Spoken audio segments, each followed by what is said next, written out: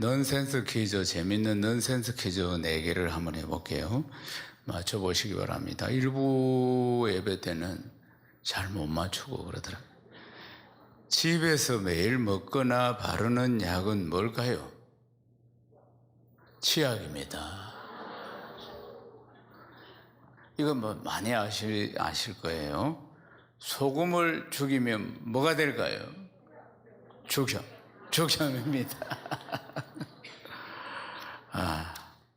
오늘 은혜 받는 비결은 주시는 말씀을 나에게 주시는 말씀으로 받으면 역사가 일어납니다. 사랑하는 여러분, 오늘은 교회 절기로 맥주 감사 주일이라는 날입니다. 맥주 감사 주일은 뭐냐면 맥주 보리를 추수하는 날. 맥주. 그래서 반년 동안 하나님이 주신 은혜를 감사하는 날입니다.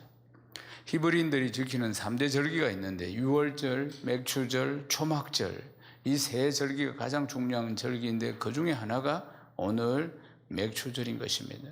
반년 동안에 하나님의 주신 은혜에 감사하는 날입니다. 그리고 또 오늘 우리 교회는 또 홈커밍데이 러브투게더로 또 지키고 있습니다. 그래서 오늘 또 오랜만에 얼굴이 보이는 분들도 많이 계십니다.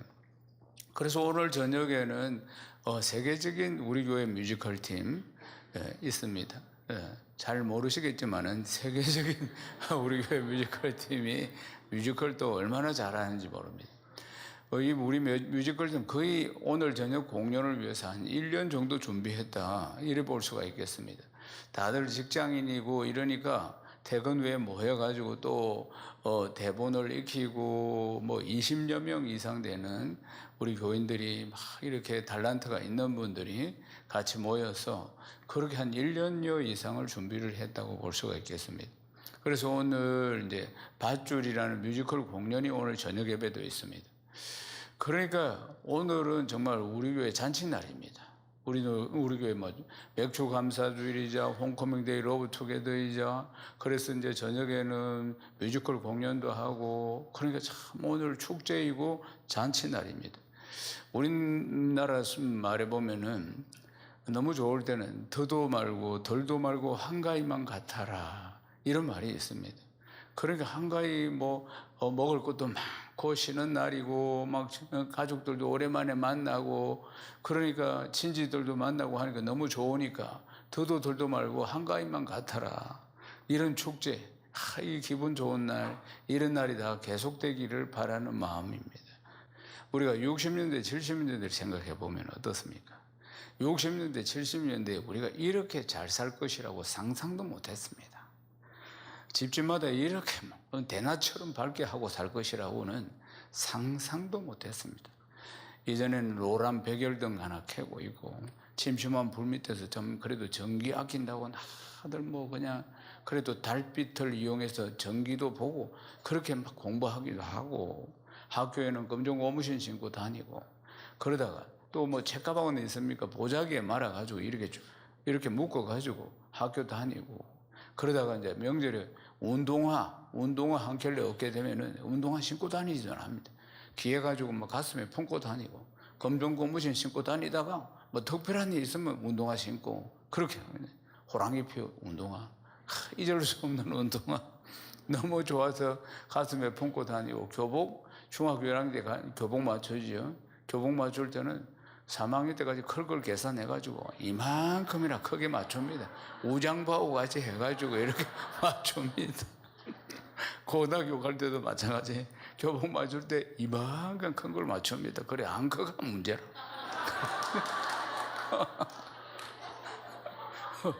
클 것이라는 기대를 가지고 보통 10cm 이상씩 크니까 보면은 10cm 이상씩 청소년 때 그래 크지 않습니까? 그러니까 옷이 어떻겠습니까? 중학교 1학년이 3학년 때까지 입을 걸 갖다가 사서 입히고 맞춰서 입히니까 그런 일이 일어난 겁니다. 양말 기워서 신는 건 여사일이고 옷도 기워서 입는 거 여사일이고 점심시간에 독강 전부 보리밥이죠. 그리고 김치 단무지 그런 정도인데 누가 하나 계란 후라이를 해가 왔다 달걀 묻혀가지고 왔다 이러면 전부 공격합니다. 도시락을 향해서 공격. 그러니까 어떻게 해야 되느냐? 밥 밑에 넣어야 됩니다. 그래서 그걸 포장을 해가지고 밑에서부터 이렇게 올라오게 해야지, 위에 엄마가 해주는 대로 깔아놓고 가면은 그날 먹지도 못합니다. 다 달라 들어가지고. 그래도 행복한 시절이었어요. 사랑하는 여러분, 또 체벌이 강했습니다. 그때는 선생님들이 교육하는 방법이 때리는 것이었습니다. 그래서 성적이 내려가면 한 대, 1점에 한 대씩 뺨을 막 얼마나 강하게 때리고, 바다를 때리고, 해초리를 가지고 때리고, 뭘 못하면 무조건 때리고, 그렇게 막 공부 못한다고 두드려 맞고, 받아쓰기 못한다고 두드려 맞고, 학교 가면 적어도 막 수십 대씩 맞아야지 몸이 풀리는 그런 학교 생활이었습니다. 어느 날 뭐 안 맞고 오면은 이상한 날이 돼. 이상한 날이라고 생각하는 날. 그런 교육 방법이 체벌 위주였습니다. 그래도 그것이 자극이 돼가지고 맞으면은 자극이 돼가지고 정신을 차리고 덜 놀고 공부를 하고, 그래서 이제 철이 들면은 그 선생님이 때리고 때린 선생님이 고마워가지고 스승의 날에는 찾아뵙고 그랬던 추억들이 있습니다. 지금은 어떻습니까? 지금은 뭐 그냥 낮이나 밤이나 대낮처럼 환합니다. 지금 뭐 신발 뭐 호랑이 보이는 거 없습니다. 전부 메이커. 신고 다니는 신발도 메이커. 가방은 어떻습니까?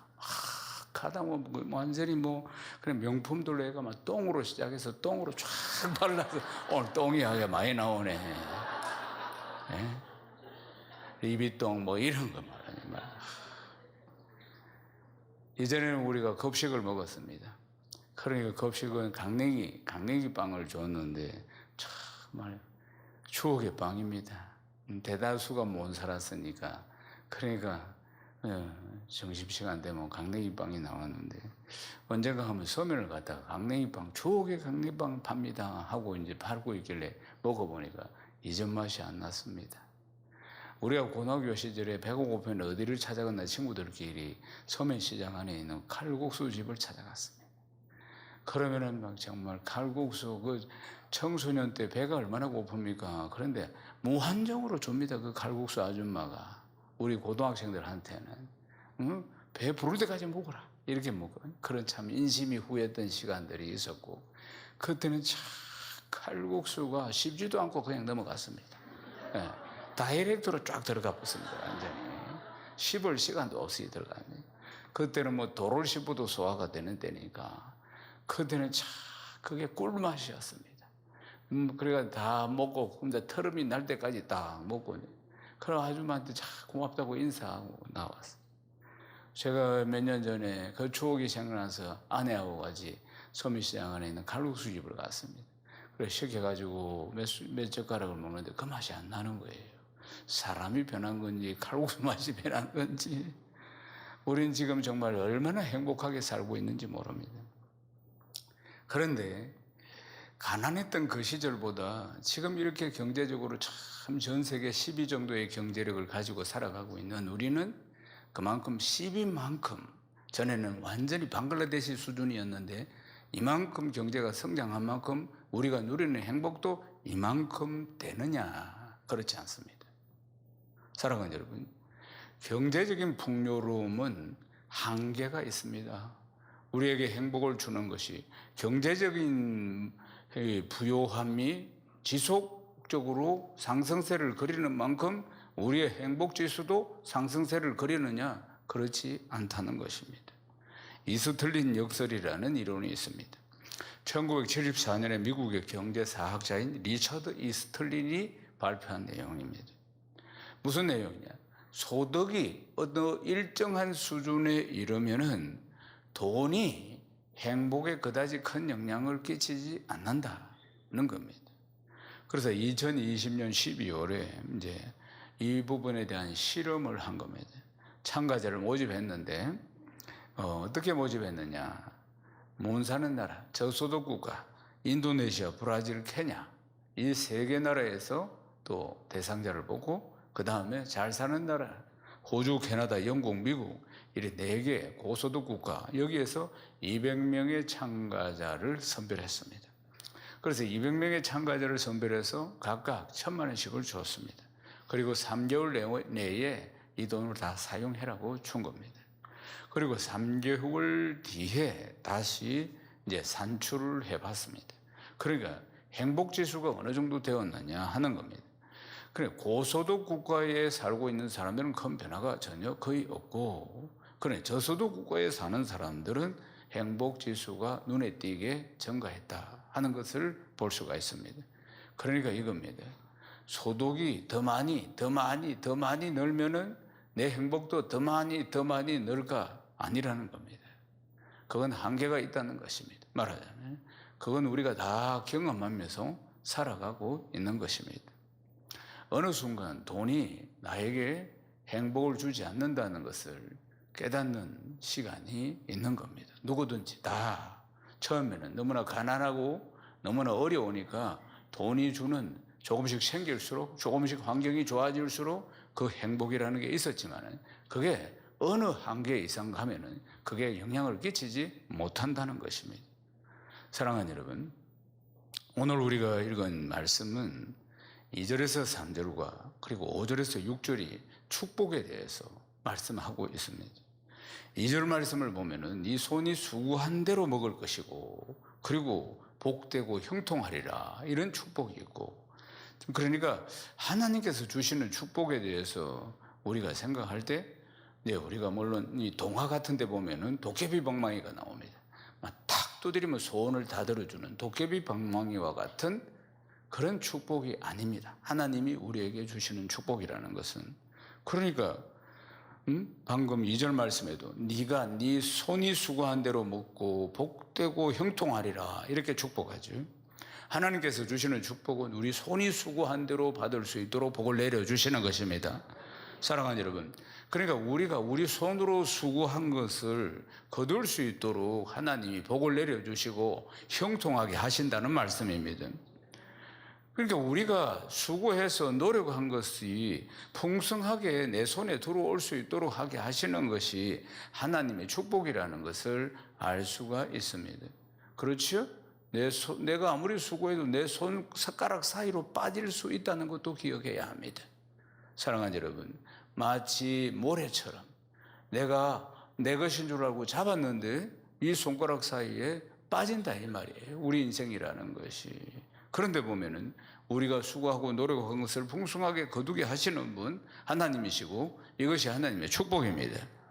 또 3절과 5절, 6절에도 여러 가지 축복들에 대해서 말씀하고 있는데 네 아내가 결실한 포도나무와 같으리라는 축복이고 자식들은 어린 감람나무 같을 것이라는 축복, 또 시온의 복을 주시고 평생 예루살렘의 번영을 보며 자식의 자식을 볼 것이라는 복에 대해서도 말씀하고 있습니다.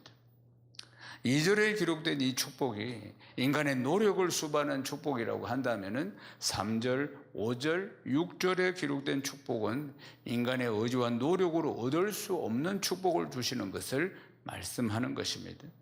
그러니까 하나님께서 우리에게 주시는 축복은 우리가 노력해서 우리가 노력하고 그것에 하나님이 거둘 수 있도록 복을 내려주시는 것이 있고 또 전적인 하나님의 은혜로 우리가 받게 되는 축복이 있다 이 말입니다.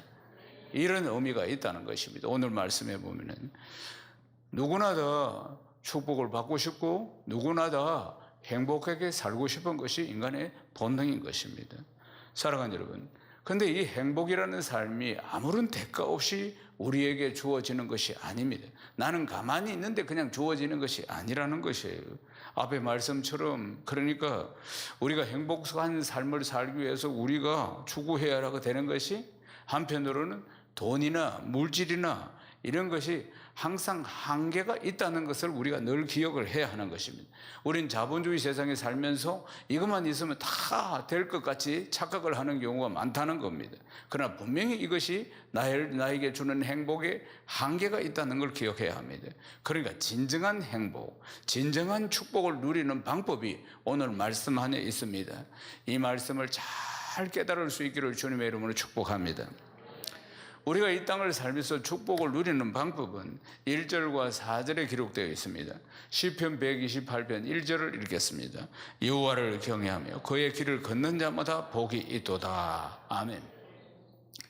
여호와를 경외하는 자, 경외라는 단어를 주목해야 합니다. 여호와를 경외하며 그 길을 걷는 자마다 복이 있도다. 그럼 시편 128편 4절 말씀도 읽어봅시다. 여호와를 경외하는 자는 이같이 복을 얻으리로다. 경외라는 단어를 평생 기억해야 하는 것입니다. 1절과 4절 말씀에 이 모든 복을 얻는 비결이 뭐냐? 우리가 이 땅을 살면서 이 모든 복을 얻는 비결이 여호와를 경외하는 것이라고 했습니다. 경외한다는 게 무슨 뜻인가? 경외한다는 것은 존경한다, 두려워한다, 이런 뜻을 가지고 있습니다. 여호와를 경외한다, 존경한다, 두려워한다. 그러나 이것만을 의미하는 게 아닙니다. 여호와를 경외한다는 것은 더 분명한 뜻이 있습니다. 창세기 22장 12절을 읽겠습니다. 사자가 이르시되 이 아이에게 네 손을 대지 말라. 그에게 아무 일도 하지 말라. 네가 네 아들 네 독자까지도 내게 아끼지 아니하였으니 내가 이제 네가 하나님을 경외하는 줄을 아노라. 아멘. 이 말씀은 여호와를 경외한다는 것은 하나님 말씀 앞에 순종하는 것을 말합니다. 순종하는 것. 그러니까 하나님을 경외한다는 것은 하나님 앞에 최고의 순종을 보이는 것입니다. 오늘 이 말씀은 이제 독자 이삭, 아브라함의 하나밖에 없는 아들 이삭, 100살에 나온 이삭을 이제 멋지게 자라서 청소년쯤 되었는데 하나님께서 어느 날 벼락치는 말씀을 하십니다. 모리아산에 번제물로 바쳐라. 이렇게 말씀하신 거예요. 그러니까 번제, 하나님 앞에 제사를 드릴 때는 양이나 또 소나 또 비둘기나 이런 짐승을 잡아서 그래서 하나님 앞에 태워서 또 피를 뿌리면서 하나님 앞에 제사를 드렸는데 하나님께서 아브라함에게 뭐라고 말씀하셨냐면 이 이삭을 바쳐가지고 내 아이에게 제사를 드리라 이렇게 말씀하신 거예요. 번제로. 그러면 참 이해가 안 되는 말씀이죠. 말하자면은 어떻게 아들을 한 번도 그런 적이 없었기 때문에. 그런데 아브라함은 하나님을 신뢰하고 두 말도 하지 않습니다. 그대로 순종합니다. 이삭을 데리고 그대로 순종해서 모리아산으로 갑니다. 모리아산은 바로 옆에 있는 게 아니고 번제단이 있는 모리아산은 3박 4일을 가야 할 곳에 있었습니다. 그래서 하나님께서 왜 3박 4일이나 가야 할 모리아산에 이삭을 바쳐라고 했느냐면 끝까지 순종하는 거 보기 위해서입니다. 끝까지 순종하는 거 보기 위해서. 그래서 사람은 마음이 간사하잖아요. 처음 마음이 갑자기 바뀔 수도 있고 항상 그런 경험들을 우리가 합니다만은 그러니까 끝까지 순종하는 것을 보기 위해서. 그러나 3박 4일 동안 끝까지 순종합니다. 순종해서 모리아산에 도착해서 이삭을 묶어서 번제단 위에 딱 올립니다. 그리고 칼로 치려고 확 내리치려고 하는 순간에 하나님이 지금 말씀하신 것입니다. 사랑하는 여러분, 왜 이렇게 순종할 수가 있었을까요? 하나님을 경외한다는 것은 이 사실이 분명한 것을 말합니다. 하나님이 내 인생의 주인이시라는 겁니다. 크게 아멘 하셔야 합니다. 예수 믿는 게 뭡니까? 여러분 예수 믿는다고 고백할 때 그날을 기억하십니까? 하나님은 나의 아버지가 되시고 예수님은 내 인생의 주인 되십니다. 내 죄를 다 담당해 주신 것을 감사드립니다. 예수를 믿는다는 것은 인생의 주인이 바뀌는 겁니다. 이전에는 내 인생 내 것인 줄 알고 살았습니다. 착각하고 살은 것이죠. 인생의 핸들을 평생 내가 지고 갑니다. 내 인생 내가 운전해서 가는 거예요. 그러니까 평생 초보이죠.